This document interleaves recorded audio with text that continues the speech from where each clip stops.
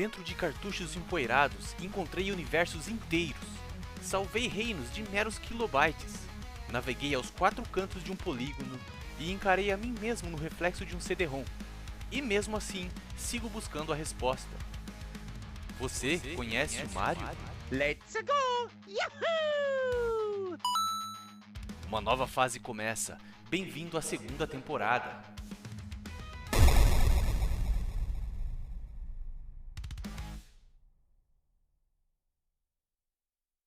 Bom dia, senhoras e senhores! Começamos mais um episódio hoje do nosso querido Você Conhece o Mario. E finalmente, sim, milhares e milhares de cartas chegaram aqui na nossa redação pedindo a segunda parte da história do Double Dragon. E finalmente o dia chegou.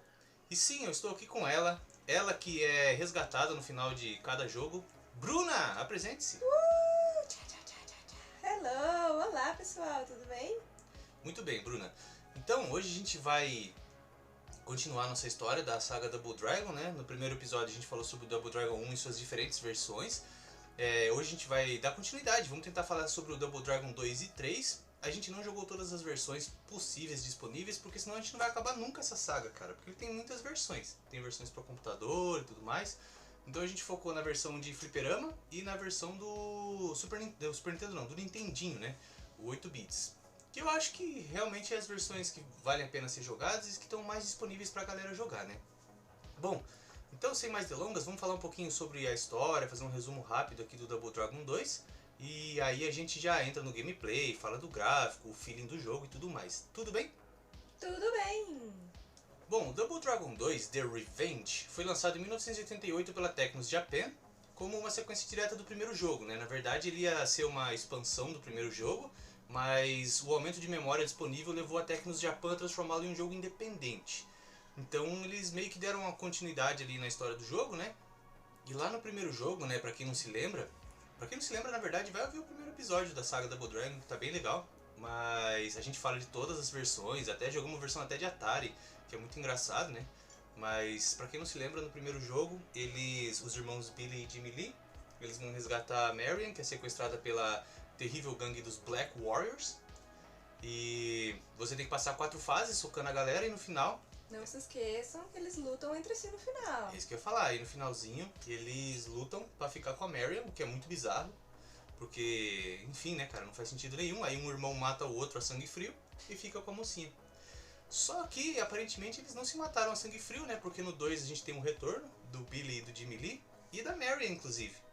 E o começo desse jogo, ele é um começo, assim, eu diria polêmico até, um pouco violento, assim, inesperado. Porque o que acontece no começo, né? Lá no primeiro, você vê os caras da Black Warrior chegando, assim, na rua. Aí o cara dá um socão na pança da Marion e joga ela no ombro e leva ela embora, né? Daí abre a garagenzinha lá e sai os irmãos atrás dela. Já no 2, eles, como o chefe final no primeiro jogo foi derrotado, a gangue tá voltando pra se vingar dos irmãos, né? E como que eles se vingam, Bruna, dos irmãos Billy e Jimmy Lee? Matando a gata. Tum, tum, tum. Pois é, cara. O segundo jogo já começa com um assassinato a sangue frio. O líder da gangue dos Black Warriors chega com uma metralhadora, sim, uma metralhadora, e atira na Marion a sangue frio, assim, por algum motivo. Ela tá numa espécie de aeroporto, um heliporto, sei lá. E aí eles metralham ela e saem vazado. E mais uma vez abre uma portinha, uma porta de correr assim, daquelas de loja, e sai os irmãos aí em busca de vingança mais uma vez, né? Deve ser muito chato ser a Marion, né? Quando não tá sendo sequestrada, é morta. Pois é, cara. Isso aí é a sina das mulheres nos jogos dos anos 80, viu?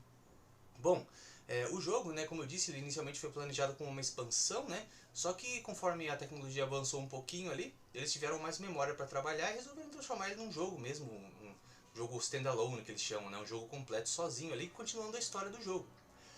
O Yoshihisa Kishimoto, ele continua sendo o projetista e o criador da série, né?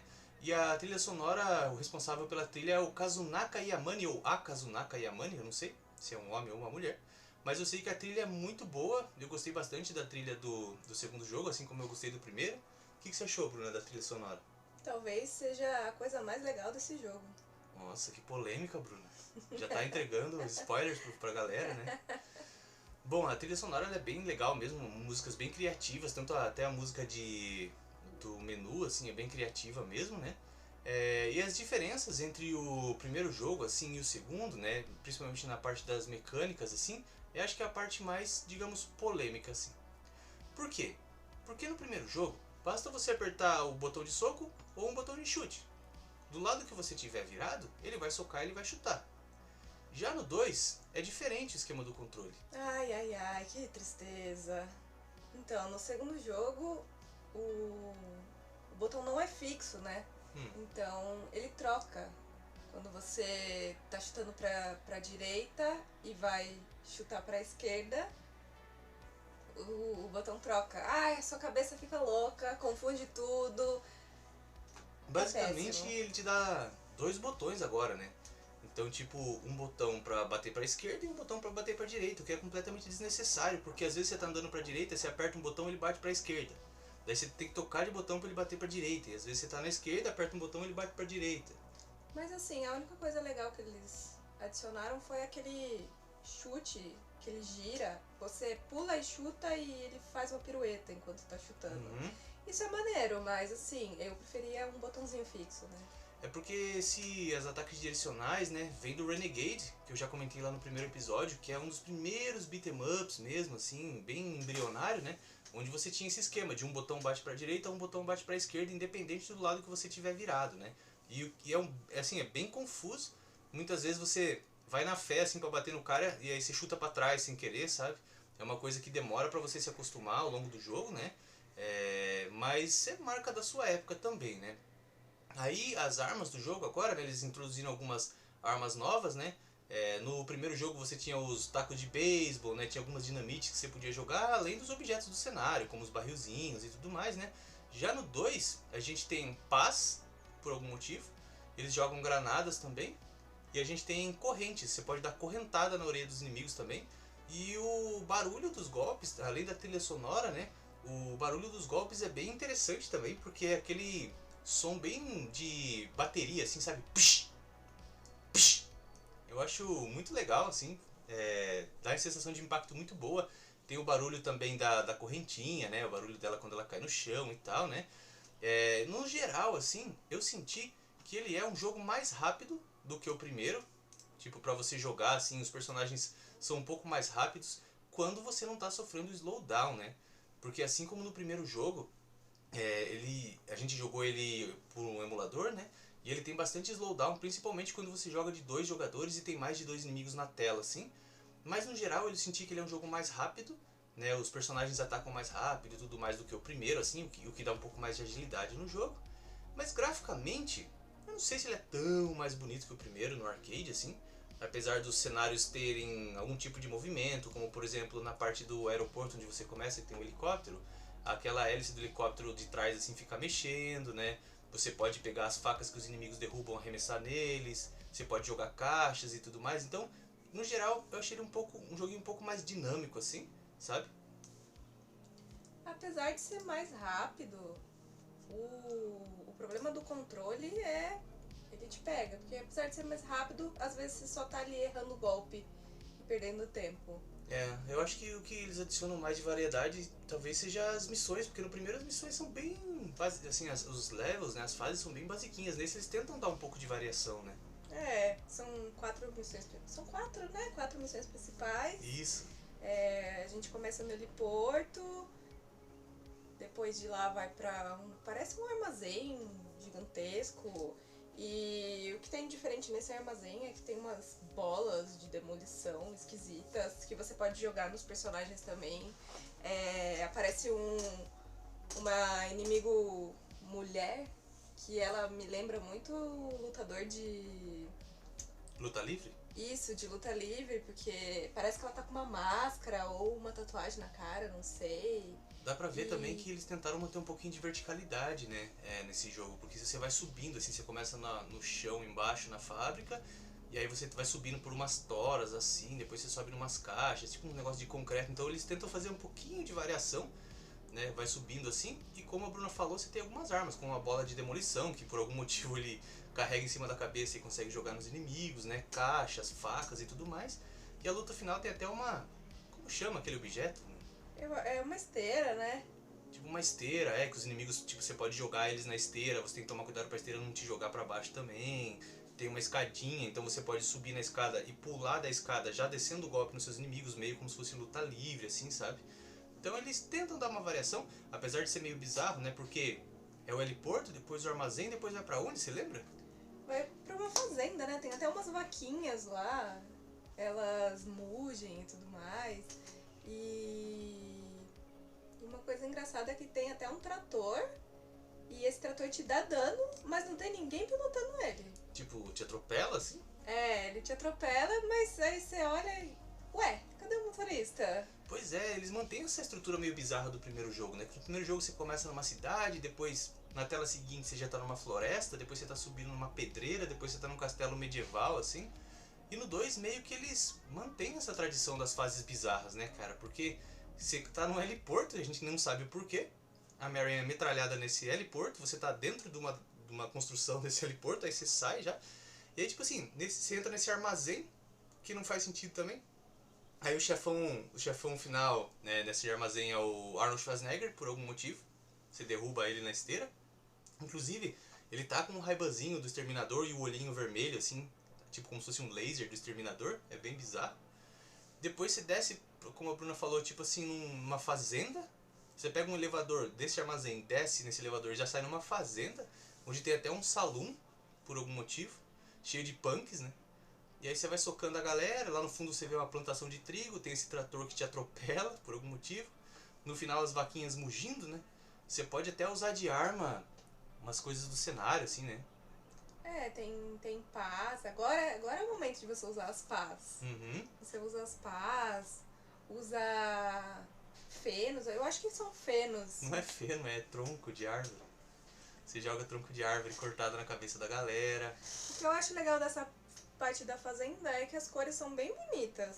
É tipo um pôr do sol, assim, né? Sim, tem bastante tom amarelado, tom quente, então fica bem bonito. Parece um entardecer, assim, na fazenda, né? Sim. O que é meio bizarro, porque você é um, sei lá, um vigilante, não sei, socando uns punk, assim, com a cara pintada, dando correntada nos punk, no meio de uma fazendinha bem idílica, assim, com vaquinhas e pôr do sol rosado, assim, né? É uma coisa bem bizarra. Tá fazendo o que na fazenda, meu amigo? Pois é, e aí no final a gente tem 2 chefes que são gêmeos, né? Mesmo que você jogue de um jogador ou 2 jogadores, você vai ter esses chefões aí que são gêmeos no final dessa fase da fazenda. E que é aqueles caras que eles introduziram no 2, que quando você mata eles se desintegram, cara. Sim, eles se desintegram, assim, fica só a roupinha deles no chão, tipo assim, Obi-Wan, sabe? Na luta com o Darth Vader, que cai só a roupinha dele no chão, por algum motivo. E algumas vezes eles se reintegram de novo. E aí você tem que continuar lutando com eles, é bem bizarro. E aí, quando você mata esses chefões, no final dessa fazenda, o que tem de novo? Eu acho, antes do final da fazenda, o que eu acho engraçado é que a estética desses chefes parece meio Mad Max e tal. Eles têm uma estética meio sadomasoquista, não sei, é muito esquisito. Sim, eles parecem o Lord Humongous lá do primeiro filme, com aquela máscara de... meio com a máscara de rock, né? E aí é a hora pra você...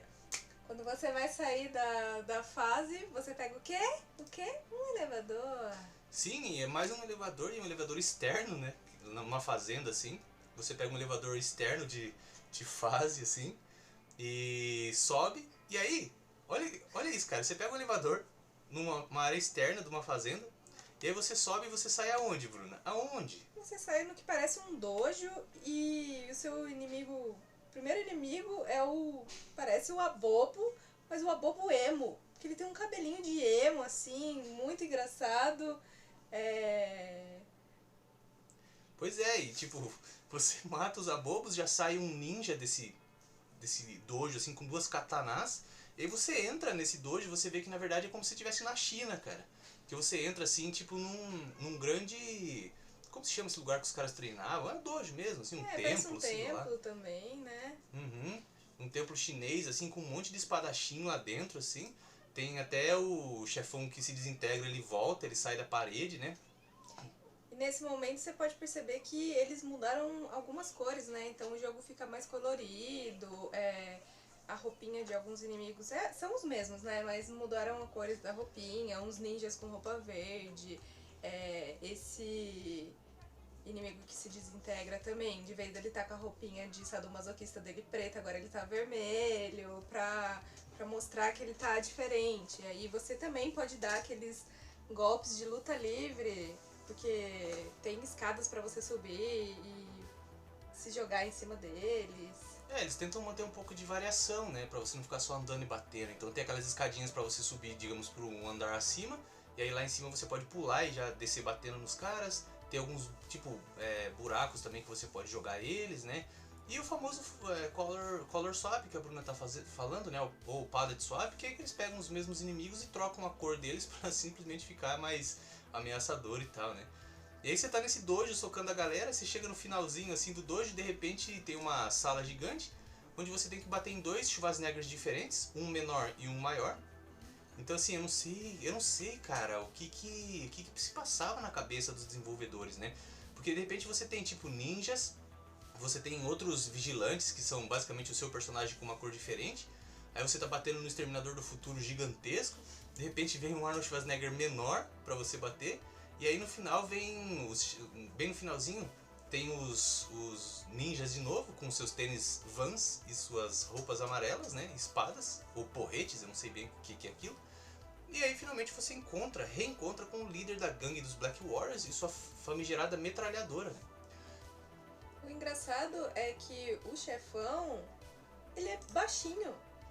Ele devia ser maior, né, mais ameaçador, né. Eles fizeram um chefão baixinho, ele parece menor do que o personagem principal. Eu achei isso engraçado, porque eles trazem um Arnold Schwarzenegger gigantesco e o chefão mini. Mas eu acho que a ameaça dele vem da metralhadora, sabe? Tipo, você vê um cara com a metralhadora e fala, nossa, só que ele nem atira, cara. Ele fica só apanhando ali. Pegou pra quê essa metralhadora? Então só pra matar a Marion mesmo, Zé Ruela, né? E aí, você fala, pô, terminei o jogo, né, Bruno? Não. Não, você tá me dizendo que o líder da gangue dos Black Warriors não é o chefe final? E agora sim, você não vai lutar contra seu irmão. Você vai lutar contra... Qual é o maior desafio para todos os guerreiros, Bruno? Você vai lutar contra si mesmo. Tan, tan, tan. Como assim? Explica melhor pra quem tá ouvindo, Bruno. Depois de você matar o chefe da metralhadora, a sua sala fica um pouquinho mais escura e uma versão sua, cor de rosa, aparece. O que não sei se é um clone, não sei se é a sua versão ruim, não sei se é uma metáfora pra vida, mas você luta contra si mesmo. E o interessante é que não só ele imita os seus golpes, mas ele pode se teletransportar pela sala, né? Então você vai bater nele, ele some, desaparece e aparece em outro lugar, né?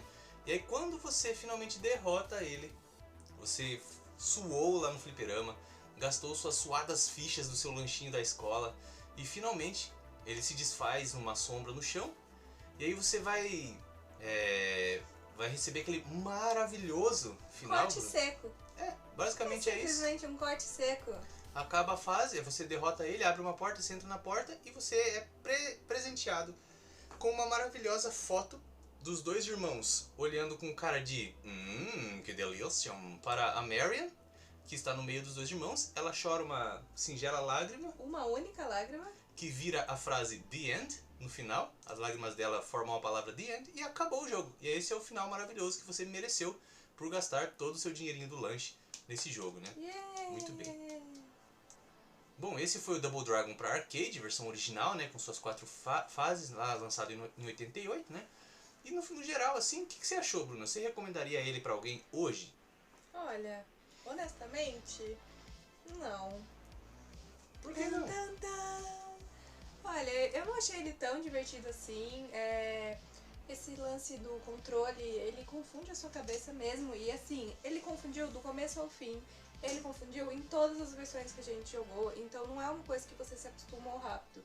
Nem eu e acho que nem você. Porque toda hora a gente tava lá, esse maldito controle! Então o que pega mesmo é esse controle. Porque a música é legal, assim. Graficamente ele é mais bonito que o primeiro. Isso, ele é bem bonitinho, as cores são bonitas também, bem vibrantes, mas... E o feeling de jogar? Você acha que ele é... Assim, vamos imaginar então que a pessoa se acostumou com o controle, né? Você acha ele mais legal do que o primeiro? Ah, não, o primeiro ganhou meu coração, né? É, eu também acho, cara. Eu acho que o primeiro, ele, apesar de ser bem primitivo, assim, né? Ainda mais se você joga a versão do Nintendinho e tal. Mas eu achei um joguinho bem honesto, assim. O 2... Sabe o que eu acho? Que no primeiro você se diverte, no segundo você passa raiva. É, E pode aí, ser. eu quero me divertir, não quero passar raiva. Mas se diz por causa dos controles. Principalmente pelo slowdown também, né? É, bastante slowdown, é verdade. Bom, mas aí, né, a gente não ficou só na versão do fliperama. Como eu disse, a gente jogou também a versão do Nintendinho, que saiu em 1990, né? E vamos falar um pouquinho sobre ela agora, como que ela se compara com o do fliperama também. Bom, o do Nintendinho, obviamente, né, graficamente ele não é tão legal quanto o do fliperama, mas eu achei ele um jogo bem colorido, também bem bonito, assim. Eles usam muita cor, cara, isso é bem legal, assim. Você vê lá no fundo a cidadezinha, tipo assim, no pôr do sol você vê o sol, a cidadezinha laranja. E onde você tá ali, tipo, tem muitas cores. Então, vamos falar um pouquinho sobre a parte gráfica, né? Obviamente ele é mais simples, como eu falei. Os sprites dos bonequinhos, né? Eles puxam os mesmos sprites do primeiro jogo. Então, quem jogou o primeiro, na hora vai se identificar com o segundo, né? Mas ele é, sei lá, cara, na minha opinião, 1000 anos-luz graficamente do que o primeiro, assim.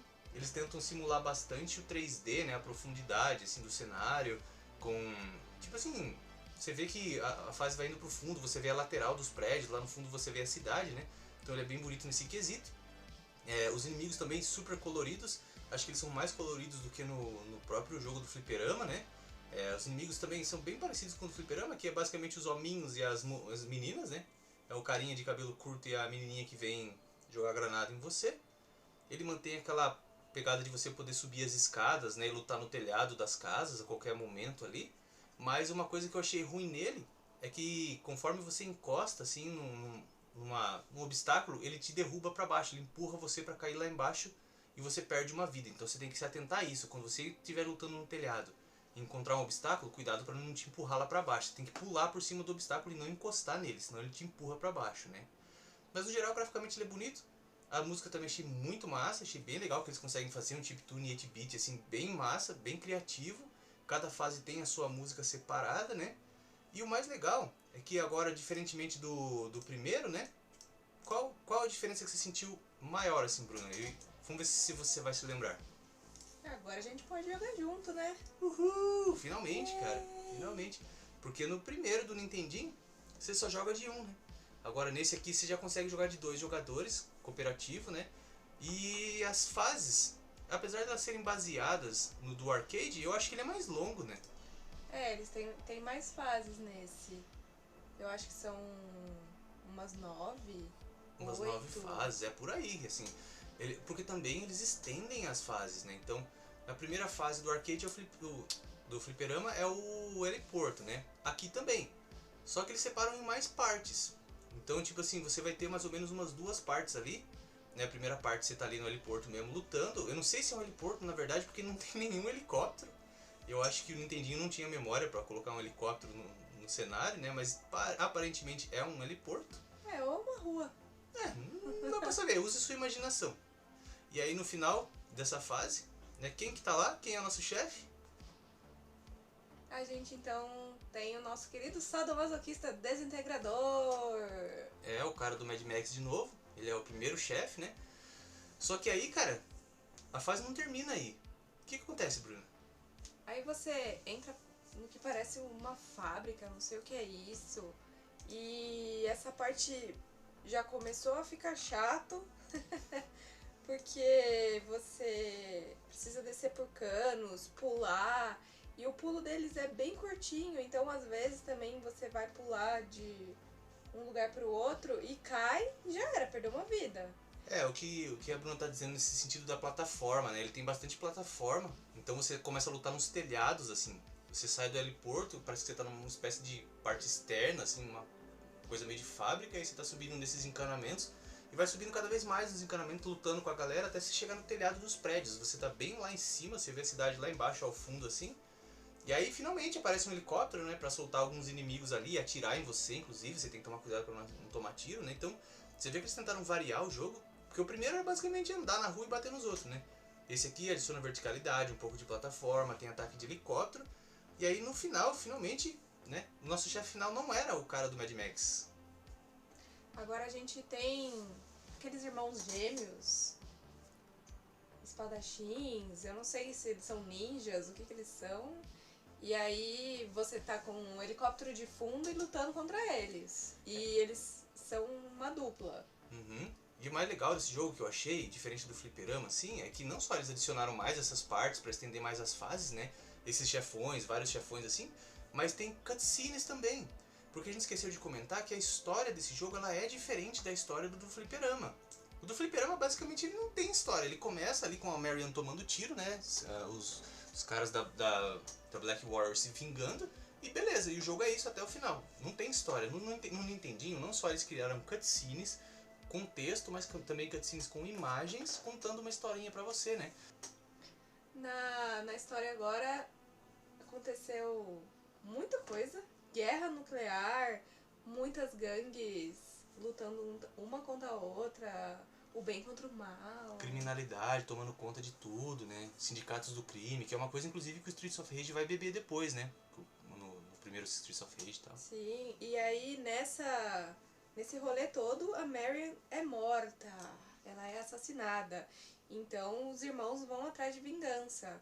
Eles vão atrás disso e tem várias cutscenes durante as fases e tudo mais. E assim, a história é muito tosca, mas eles estão tentando melhorar isso, né?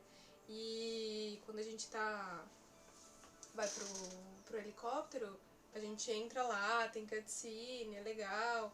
E aí você luta de novo com o Abobo Emo, com aquele cabelinho de emo dele.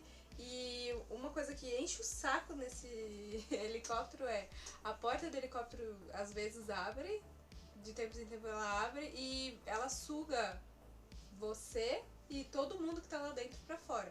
Se você cai nessa, você perde vida. É, você tem que ficar meio longe da porta, né? Tentando não tomar soco, porque se você tomar soco e cair, você vai ser jogado pra fora, cara. É bem frustrante mesmo quando você perde vida nessa parte, né? Mas então você vê que não só a historinha, mas eles tentam variar também as missões, né? Você luta dentro do helicóptero que tá fugindo com os caras da gangue e tal, né? Aí depois você vai tipo com um elevador e desce dentro de uma fábrica, porque, de novo, né? Pra que fazer sentido, né? A história não faz. A conexão entre as fases ela não existe, né? Você vai indo assim, tipo, você tá numa praia, daqui a pouco você tá num castelo medieval, depois você tá numa pizza, depois você tá... Não faz sentido, sabe?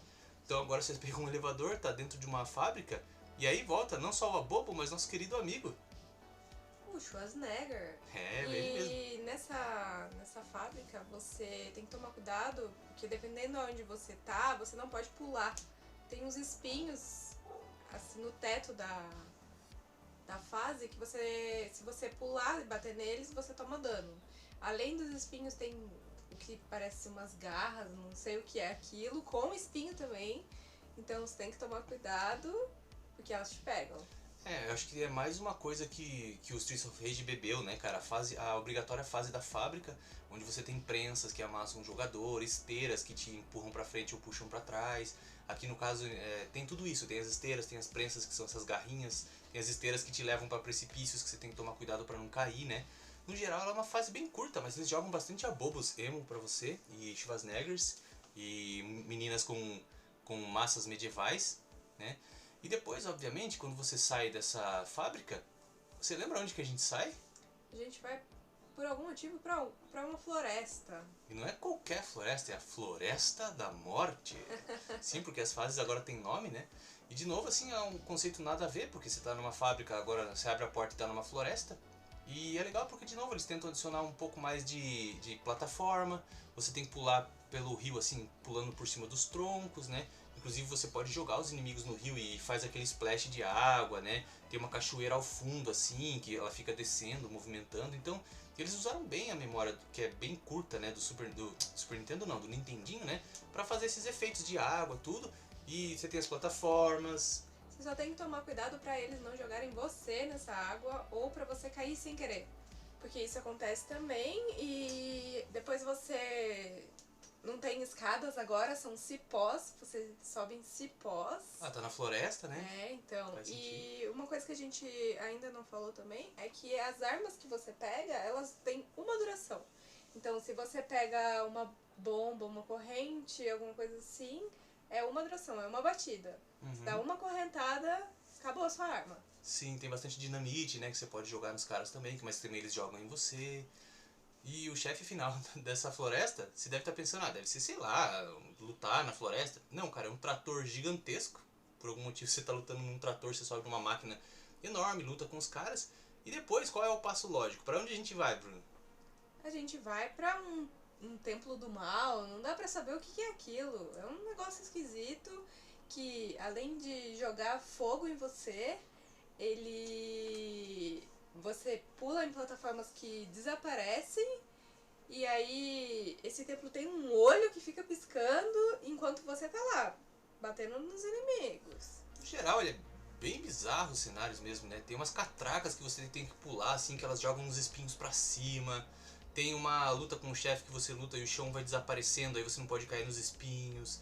E você vai lutando nessa fábrica, assim, de novo eles tentam dar uma variada no cenário, assim, colocar alguns obstáculos a mais. E no final você acaba indo pro tipo, sei lá, não dá nem pra entender o que é, assim, parece um castelo, alguma coisa castelo assim. futurista, né, com o chão espelhado, com espinhos que você pode cair, assim. Então as fases continuam sendo bem bizarras, super coloridas, né. Os inimigos eles continuam se repetindo, né, os mesmos hominhos ali, as meninas, os abobos e tal. E essa é a fase final, né. Você chega no final, luta de novo contra aqueles irmãos ninjas que você luta lá no helicóptero no começo do jogo. E aí ele vai completamente loucura total, né? Porque antes de lutar contra o chefão principal, você lembra com quem que você luta? Você luta de novo consigo mesmo. Uhum. Sua versão sombria, né? Que fica desaparecendo e aparecendo ali. E quando você derrota a si mesmo, aparece quem? A Marion. Mas não tava morta? Como que ela aparece? Ela aparece de pezinha, assim, né? Tipo, chamando ele, né? O que aconteceu? Quê? E aí, logo depois disso, você já vai pra outro chefe, que é um... Não, calma, porque a Marion é uma ilusão, né? Ele vai até a Marion, ela chama ele vai até ela e ela é uma ilusão. E aí ele chega, toca ela desaparece, e aí sim o chefe final de verdadeiro se revela, né? Que é um cara bem bizarro, cara. Ele é um cara cabeludo, esquisito, fortão, meio Lion Thundercat, e você tem que lutar com ele. E aí você tá lutando com ele numa sala, depois vocês vão pra outra sala e continua lá, luta, até que você ganha. É muito louco porque você tá lutando com ele num lugar que parece ser um lugar, espaço sideral. Inferno! É, meio infernal, assim, com umas chamas no fundo, com o diabo, assim, gigantesco te olhando, com olhos enormes embaixo, assim. E aí, de repente, você tá numa sala completamente bizarra. Parece uma sala de tesouro, um templo, não sei. Sim, é muito bizarro, mano. Muito, muito bizarro. Uns vitrais, assim, e tal, né? E aí, quando você derrota ele, né, o chefe tem a cutscene dele basicamente explodindo em luz, tá ligado? E aí, né, o Billy, ele chega, a Marion está deitada como se fosse sei lá, um pedestal, assim, né, morta lá. E aí, Bruno, é diferente do fliperama, onde a Marion morreu mesmo e ela é apenas uma lembrança dela, né? Aqui não, o que acontece, Bruna? Ela é, ressuscitada por um anjo! Oh, sim. Um anjo veio me fala. Muito bem, Bruna. Então ela é ressuscitada por um anjo. Sim. E termina com os dois se abraçando. O amor venceu. O amor venceu. Se eu não estivesse lá, eu não acreditaria. Mas aparece realmente uma cutscene falando que quando os Double Dragons se juntam para descer o sarrafo nos vagabundos, um anjo aparece e tudo é possível, tudo é lindo. E aí a Marion abre o olhinho, eles se abraçam e the end, né? Acabou o jogo. Então assim, no geral ele é um jogo legal de jogar porque ele lembra bastante o primeiro. Então ele é um joguinho que eu achei gostoso de jogar. A trilha sonora é legal. Gráficos são bonitos, ele é bem colorido. Tirando aquele controle. Eu ia falar isso. O controle é bem difícil de se acostumar. É difícil até de explicar, porque um botão pra bater pra um lado, outro botão pra bater pro outro. Parece muito simples, cara. Mas quando você vira o seu personagem pra um lado e pro outro, assim, é muito difícil de acostumar. E o fato de, não sei, você ser meio que puxado pra baixo toda hora... Putz, isso aí é chato também, viu? No caso você tá nos telhados lá, andando, né? E aí você encosta num pequeno obstáculo, assim, ele te empurra pra baixo por algum motivo. A parte do helicóptero também é um pouco cansativa, as plataformas não são muito boas, né? São muito fáceis de cair, porque ele não é um jogo de plataforma, né? Eles tentaram implantar ali um pouco de verticalidade e tal, mas é facinho de cair. Na verdade a gente morreu muito mais caindo do que na porradaria mesmo, né? E assim, a história completamente, os caras estavam completamente cheirados no crack, sei lá, mano. Um bagulho completamente louco, né? Anjo veio. Mano, bizarro, cara. Bizarro demais. Mas assim, de novo, é um jogo que eu sinceramente não recomendaria hoje pra jogar, pra valer, assim, a não ser que você tenha muita curiosidade, né? Sobre, sei lá, a série como em si, assim, ou como os beat'em ups foram evoluindo, mas de verdade, eu ainda recomendo ficar no primeiro Double Dragon, né? E aí a gente jogou uma última versão do Double Dragon 2, que era a versão de Game Boy. Bom, do Game Boy não vou me estender muito, porque ele é tão básico, tão primitivo, assim, e tão difícil, cara, que realmente não vale a pena a gente ficar perdendo tempo aqui, né? Ele saiu pra Game Boy, então ele é um jogo preto e branco, ou verde e branco, se você quiser. Ele tem uma historinha diferente também, mas quem se importa, né? Tipo, bem, aquela historinha bem clichê de porradaria.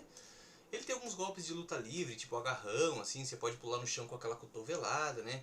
Se você aperta os dois botões juntos do Game Boy, ele dá um gancho, tá? Então eles tentam fazer uma variação ali, né? Os inimigos também são diferentes das outras versões, porque aqui você tem uns gangsters com chapéu, com taco de beisebol. Você tem um Jason. Então, Uma aí... motosserra. aí um dos chefes é o Jason com a motosserra, por algum motivo, com a máscara do Jason. Tem um chefe que é um boxeador e tal, né? Então é um jogo totalmente diferente, você passa bastante tempo nas ruas, depois desce no metrô e tal. O que é legal é que não tem mais botão invertido, né? Aleluia, tiraram aquele bagulho do botão invertido, porque o Game Boy também só tinha dois botãozinhos, né? Então um pra pular e outro pra bater, né? Mas agora os inimigos, eles abaixam pra desviar dos golpes. Alguns inimigos tentam se desviar dos golpes, né? Mas acho que é muito fácil de errar os golpes, sabe? Parece que não acerta direito, assim. Sim, tanto é que eu achei o chefe bem desbalanceado. Sim, o primeiro chefe já é bem difícil, né?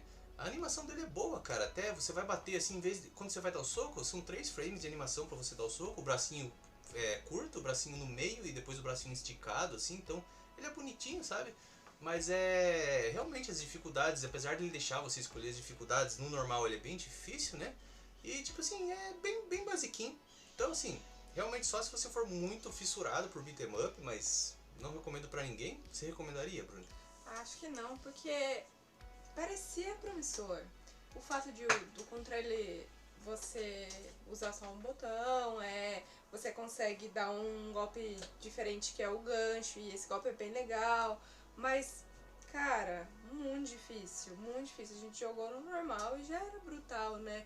A música é bem maneira e as fases fazem mais sentido, né? Você vai da rua, você vai pro metrô, depois você vai pra uma construção. Então, você não vai pra um castelo mágico no meio da floresta com vacas e etc. Sim, faz mais sentido mesmo. Eu também gostei da música, achei a música muito legal, chiptune maneiríssimo, assim, mas realmente vale mais assistir um videozinho no YouTube do que jogar em si, assim. A gente viu também que ele tem a opção de jogar em 2 jogadores, mas a gente não conseguiu colocar, né? Então, sei lá, bem básico, não recomendo, né? E aí, se vocês acharam que o Double Dragon 2 era bizarro, cara, vocês não estão preparados para essa conversa, Bruno. Não estão preparados. Vocês não estão preparados. Porque a gente também jogou o Double Dragon 3. Cara, o Double Dragon 3, ele acho que é o jogo mais bizarro que eu já joguei na minha vida. E eu joguei muito jogo, principalmente muito jogo bizarro. Mas o Double Dragon 3, ele vale a pena falar, né? O nome dele é Double Dragon 3 de Rosetta Stone. Porque no jogo, a gente já vai explicar, né, a missão que você tem no jogo. Ele foi lançado em 90 para arcade, só que diferentemente dos outros, ele não foi desenvolvido pela Tecnos Japan, e sim pela East Technology, cara. E esse jogo ele já começa com uma coisa que é muito bizarra, que ele é provavelmente o primeiro jogo a introduzir microtransações, cara. Sim, lá nos fliperamas. Porque você tem uma lojinha bem no começo de cada fase, né? Quando já começa a fase, você tem uma lojinha que você pode entrar ali e comprar várias coisas. E como que você comprava isso no fliperama? Colocando mais fichas na máquina, cara.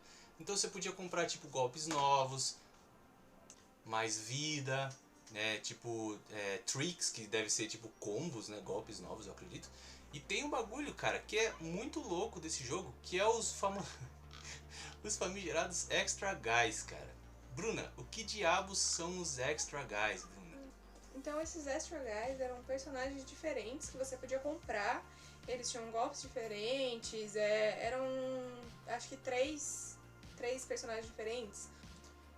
Sendo eles um chinês, um cara ocidental gigantesco e um mestre samurai, um guerreiro japonês.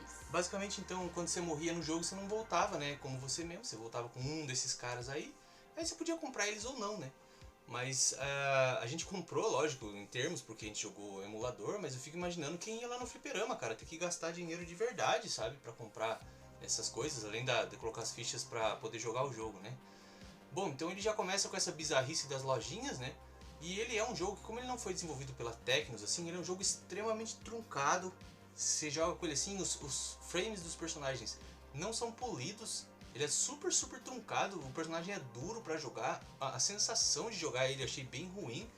E ele tem decisões totalmente bizarras, cara. Tanto que na versão do Japão eles tiraram essa coisa das microtransações, né? Porque a galera não aceitou lá. Então simplesmente é um jogo de luta normal, assim.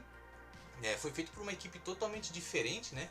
E assim, além do gameplay ser mais durão, assim, cara, pra você ter uma ideia de como eles tentaram inovar nesse jogo, assim, até a vida do personagem não é uma barrinha, né? É um número. Tipo, você tem que ficar de olho numa série de números, assim, que não faz sentido nenhum. Ele é cheio dessas decisões bizarras, assim, sabe? E você já começa ali, de novo, na rua, né? E o jogo não te dá respiro, cara. Na primeira tela, assim, no primeiro segundo, quando abre, já tem inimigo te atacando. Você tem que tentar correr pra lojinha, assim, pra comprar mais vida e tal, né?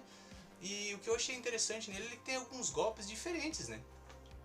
Ele tem muitos golpes diferentes. Ele consegue pular na parede, tipo, chuta na parede e cai em cima do inimigo.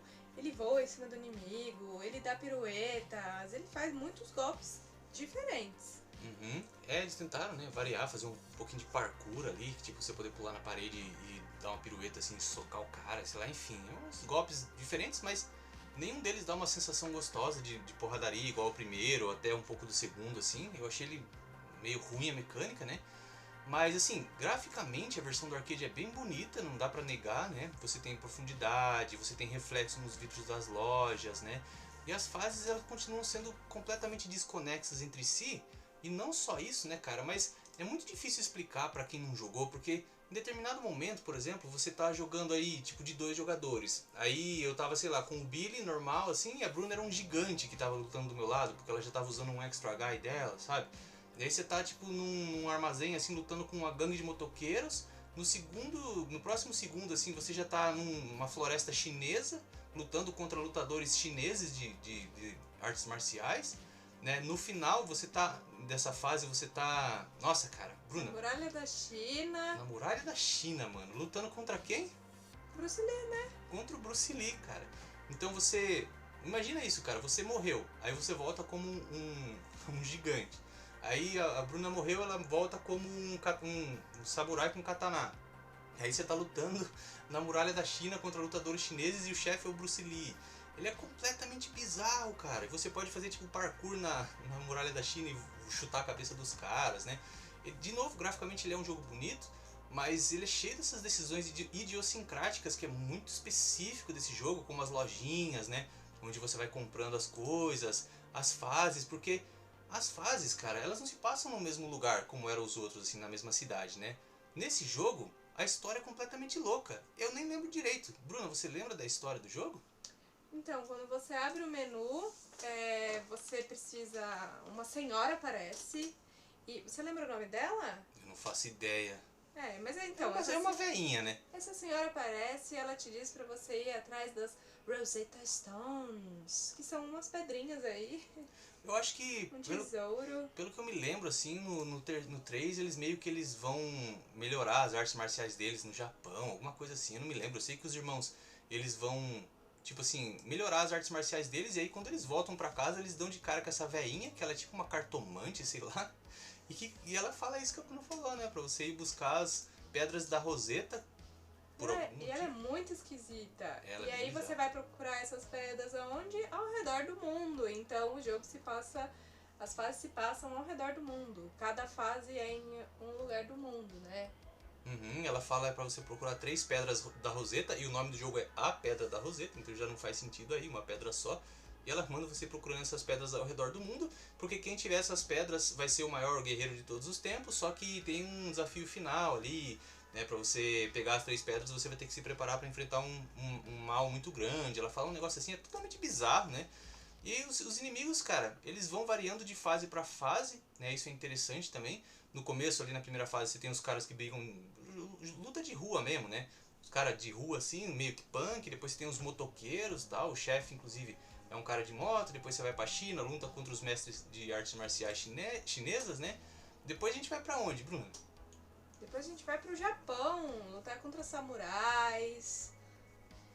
Você tá num dojo, né? Tipo, você vai avançando num dojo ali, os inimigos já vêm com as katanas pra cima de você. Graficamente é interessante, é bonito. No final, assim, você tá dentro do dojo e vem uns ninjas bem shinobi, assim, que tipo, aparecem e desaparecem. E depois, cara, vai ficando cada vez mais bizarro, porque qual que é a próxima fase, Bruno? Depois, por algum motivo, você vai pra Itália e lá você luta contra homens de sunga. Eu acho que não são homens de sunga, são guerreiros... Gregos, por algum motivo. Guerreiros gregos antigos, assim, cara. Você vê que, tipo assim, os caras estão vestidos com aquelas sunguinhas, assim, do 300, do filme 300 de Esparta, com aquelas sandalinhas, assim, e arco e flecha, sabe? E lá no fundo tem um monte de ruína grega, assim, cara. Então, tipo, basicamente parece que ele voltou no tempo. Parece que ele foi pra Grécia Antiga, assim. E essa parte ela é muito ruim, porque todos os inimigos vêm com armas, né? Com arcos e flechas. Então você fica sendo flechado o tempo todo ali. Seu personagem ele é lento pra caramba, né? Então não é realmente um jogo gostoso de jogar, né? E aí no final você se depara com uma muralha ali e tem um chefe, parece ser um guerreiro pré-histórico, não é pré-histórico. Parece um guerreiro viking, não sei, ele tem um chapéu meio de viking. Um chapeuzinho de viking com um escudo, né? Uma lança e tal. Nada faz sentido. Nada faz sentido, realmente. E aí você fala, pô, não pode ficar mais bizarro que isso, né, cara? Bom, aí a senhorinha, a cartomante manda você pra onde, Bruna? Pro Egito. Por algum motivo, quando você chega lá, chega um monte de motoqueiro do Mad Max e passa com a moto em cima de você o tempo inteiro. Pois é, você tá no Egito ali, cara. Parece de novo ser o Egito antigo, né? Porque só tem deserto e pirâmide. E aí você tá no meio do deserto, assim, e tem um grupo de motoqueiros norte-americanos vindo com Harley Davidson pra cima de você. Você derruba eles das motos e uma areia movediça te joga pra um outro mundo, que ainda é no Egito. Mas, cara, você cai no meio que parece ser uma floresta, né? Não sei. É bizarríssimo, porque aí seus inimigos não têm cabeça. E eles não têm cabeça, o braço deles é uns chicotes. Eles ficam te chicoteando, um monte de inimigos sem cabeça. E assim, cara, aí vem de novo a senhorinha, né? Ela, tipo assim, conforme você vai passando as fases, ela aparece, ela fala: ah, você tem que entrar nessa porta aqui que vai te levar pras Rosetta Stones e tal, né? Cuidado. E aí você entra, cara, nessa porta e continua a bizarrice, porque você tá dentro de um templo egípcio, onde tem umas estrelas que ficam voando na sua cabeça. Uns escaravelhos, não sei o que é aquilo. Pode ser. E aí, cara, pra mim, essa parte, Bruno, eu vou te dar o prazer de explicar o que tá acontecendo, Bruno, nessa parte. Cara, você entra numa sala onde tem um puzzle que você tem que fazer a palavra Rosetta. Pisando umas pedras no chão, né? E enquanto você faz isso, aparece a cabeça de uma espécie de alien pra tentar te morder. Vir com a boquinha dele e te morder. É muito esquisito. Pois é, cara. E aí você faz esse puzzle pisando nas pedrinhas certas, a cabeça te mordendo. E aí você chega numa parte que, cara, parece coisa de pesadelo, assim. As coisas que eu sonho, assim, quando eu tenho pesadelo, sabe? Que tipo, você tá num templo egípcio, assim, tem um monte de gordão que eles parecem feitos de pedra arremessando a mão deles em você, que eles atiram a mão deles, eles se desintegram e se reintegram de novo. Você pode jogar eles num buraco, inclusive, eles podem te jogar também, você tem que tomar cuidado nessa parte. E aí, cara, quando você mata esses gordões de pedra, cara, quem é o chefe, Bruna? Quem é o plot twist da história? O que é revelado pra gente é que a senhorinha que contratou a gente, ela é do mal. Então agora você tem que lutar contra uma idosa de cajado. Pois é, uma senhorinha idosa, pequenininha com um cajado, mas ela não é o que parece. Ela tem vários golpes, ela solta Hadouken, ela corre na velocidade da luz, ela gira o cajado e arremessa em você. Mas no final você desce o cacete na velha, ela morre, e aí não pode ficar mais bizarro que isso, não é mesmo, Bruna? Ah, sempre pode, né? Depois que você matou a senhora, você tem que matar o quê? A múmia. Mas de quem é essa múmia, Bruno? Porque ela não é uma múmia qualquer. Você entra numa sala com um sarcófago, sai essa múmia gigantesca do sarcófago, você soca ela, arrebenta, desce a bicuda nela, mas na verdade ela é a múmia de... Eu queria, antes de mais nada, eu queria saber que droga que eles usaram. Pois é, Que cara. droga eles usaram? Ah, foi droga pesada, cara. Porque nada mais é do que a múmia da Cleópatra. Tan, tan, tan. E aí a Cleópatra se revela, cara, e ela é a chefe final do jogo, cara. A múmia cai no chão, se desintegra e aparece a Cleópatra com um vestidinho ali muito louco. E o vestido dela fica mudando conforme o golpe dela. Ela anda e ela dá golpe, e o vestido dela muda de azul pra vermelho, de azul pra vermelho. Pois é, e os golpes dela, ela não sai na porrada, cara. A Cleópatra, ela solta a Hadouken com a ponta do dedo, ela solta uns fogo azul em você, e você não tá lutando mais nessa cripta, cara. Você tá lutando no espaço sideral dentro de uma caixa de acrílico, velho. Eu vou repetir pra você. Bruna, você está lutando contra uma múmia que se revela a Cleópatra, que muda de vestido, que solta Hadouken com a ponta dos dedos, que taca fogo em você, numa caixa de acrílico voando no espaço sideral. Incrível. Simplesmente assim, cara, não... eu fico imaginando jogar isso aqui chapado, velho. Deve ser um negócio muito louco. E aí a batalha termina, né? E aí o que acontece, Bruna? Você ganha o tesouro. Você ganha um tesouro e aí corta pra uma cutscene dizendo que os heróis doaram o tesouro pra caridade. Você acredita que os heróis doaram o tesouro pra uma caridade? Pois e qual é. caridade eles doariam? Eu quero saber também, cara, porque assim, você tá dentro da pirâmide lá na sala do tesouro, e é o tesouro da Cleópatra, inclusive, milhões e milhões de moedas de ouro ali, e eles falam que eles vão doar pra caridade, duvido, mano. Então assim, considerações finais, Bruna. A gente jogou também a versão de Mega Drive. A versão de Mega Drive ela é bem tosquinha assim. Não tem tantas extra guys pra você ativar. É só o gigantão, pelo que eu me lembro, né? Também não tem mais o lance de você comprar com dinheiro real na lojinha, obviamente, né? Comprar golpes, comprar vida extra e tal. Mas diferentemente do fliperama, né? Aqui você também tem os extra guys. Só que você não compra eles na lojinha. Eles são chefes que você derrota e eles se juntam a você. E depois você pode trocar entre o Billy, né, o Jimmy, por esses chefes aí em qualquer momento do jogo, sabe? Só que, Bruna, a missão basicamente é a mesma, né? Viajar o mundo atrás das Sacred Stones e tal. Só que as fases são diferentes e tal. Só que assim, Bruna, você sabe exatamente o que eu estou pensando agora. Esse jogo, ele é um jogo que ele é absolutamente brutal, absolutamente quebrado. Por quê? A dificuldade é muito grande. É muito grande. Eu acho que a gente não conseguiu passar da segunda tela. É muito difícil. Eles não te deixam levantar. Você tem um golpe novo e tudo mais, mas você não consegue levantar pra bater nos inimigos. Então você não tem como se defender e fica lá, apanha. Muito difícil. E fora isso, você tem uma vida só. Então morreu, acabou. Uhum. Sim, é verdade. Eu acho, né, obviamente ele saiu muito depois do primeiro e do segundo, então mesmo pro Nintendinho ele é um jogo bonito, graficamente ele é um jogo bem bonito assim.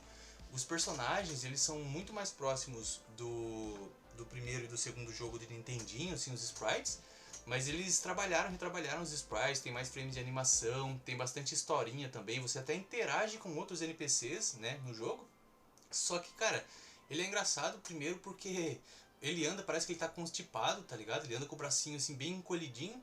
E quando você soca, ele fica com a perninha cruzada, como se fosse o Kiko querendo fazer xixi, assim. É muito engraçado, sabe? Então eu achei ele meio bizarro, assim, a questão do design, né? Ele tem os golpes de sempre, aquele chute furacão e tal. Mas ele não tem os golpes que tem no fliperama, que é você sair correndo e pular na parede e usar a parede pra dar golpe nos inimigos, né? Ele é bem mais lento, super lento, de novo, né? Estamos jogando no Nintendinho. E os personagens também tem muito flickering, cara, que é uma coisa muito comum do Nintendinho, que é aquela coisa de ficar piscando, né? Então, assim, devido às proporções, assim, eu acho ele um jogo competente na questão gráfica, sabe? E o que eu achei bizarro nele, que eu me lembro, é que pra você trocar de arma, você tinha que apertar Start, selecionar a arma no menu, assim, ele é bem bizarro, ele continua sendo bem bizarro. A gente não conseguiu passar da segunda tela, a gente jogou bastante ele, assim, tentando passar, não conseguimos, então infelizmente não dá pra gente falar muito sobre ele, né? Mas eu achei ele, sinceramente, bonito, mas péssimo pra jogar, achei ele muito difícil. É o que a Bruna falou, você cai, e a hora que você levanta os inimigos já te socam e você cai de novo. Aí você levanta, o inimigo te soca, você cai de novo. E fica nesse looping, sabe? Então, assim, claro, se você se dedicar, né, pra caramba, você vai acabar aprendendo as manhas, como jogar certinho. Mas vale a pena. exato. Você vai ficar sofrendo, né? Tanto jogo bom pra você jogar. Ele tenta ser mais fluido, tem até uns golpes que você pode dar que é tipo assim, uma pirueta no ar, né? Não aquele... Tipo um mortal no ar mesmo assim e tal. Você até consegue arremessar seus inimigos, mas você não consegue chegar até eles. Uhum, é verdade, cara. É verdade. Então, infelizmente, esse jogo a gente não jogou muito, o do Nintendinho. Achamos muito, muito difícil mesmo. Sei lá, enfim, uma pena. Mas, no geral, assim, depois de jogar a versão do Mega Drive, né? Que a versão do Mega Drive é bem próxima do Fliperama, só que ela é mais capadona, né? Não tem tantos recursos assim e ainda é bem duro pra jogar, os personagens são bem duros. E a do Nintendinho é uma versão brutalmente difícil, né? Então, na questão geral, como análise geral, assim, Bruna, o 1 eu acho que o Double Dragon 1 eu acho que ele é legal de ser jogado, a versão do Nintendinho, a do Master System principalmente e a do arcade. O 2 eu achei ele até que legal se você se acostumar com o lance dos botões, mas o 3 eu pessoalmente não recomendaria pra ninguém nenhuma das versões, acho todas muito ruins assim, muito desbalanceadas e completamente bizarras, né? Se perde completamente a identidade do jogo na minha opinião. O que você acha? Você recomendaria alguma das versões do 3 pra alguém? Eu acho que é assim, se você quer conhecer o pai dos beat'em ups, joga o primeiro. O terceiro é muito malucão, é muito maluco. Então, não recomendo. E é aquilo que eu falei, não foi divertido, foi agonizante, você não consegue levantar, sabe? Não consegue acertar o inimigo, então não foi divertido. Então o lance também de você ter que pausar pra escolher as armas, o lance de agora você não pode comprar os Extra Guys mais, você tem que derrotar eles, né, pra ele poder entrar no seu grupo. São decisões que podem agradar algumas pessoas, mas sinceramente eu acho que é passável, assim, todas as versões do 3 são passáveis. E assim, cara, a história é bizarra, né? A senhorinha vem no final da tua fase, toda vez ela vem pra falar com você, não importa onde você estiver, ela chega ali e te dá o próximo passo da tua missão. É muito bizarro, muito, muito bizarro, não vale a pena. Então, o 2 eu também não acho legal pela questão do controle, né? Você tem que se acostumar um pouco com aquele controle confuso. Eu ainda acho que o primeiro é o melhor pela sua simplicidade, né? Bom, mas acho que a gente já falou bastante de Double Dragon hoje, né? Conseguimos abordar então algumas versões principais, né? Do primeiro, do segundo e do terceiro. E aí no próximo episódio a gente vai pegar alguns spin-offs, né, cara? Como o Super Double Dragon, o Double Dragon Battletoads e analisar essas versões também. Bruna, mensagem de paz e esperança para os nossos ouvintes? Muito bem! Peraí, eu tava pensando numa frase que eles falaram. Já sei. Então fala. Não esqueçam de, quando você receber o tesouro, doar para a caridade. Muito bom, beleza. Com essa missão de ajude o próximo, ficamos por aqui. E vemos vocês no próximo episódio da série Double Dragon. Até mais! Tchau!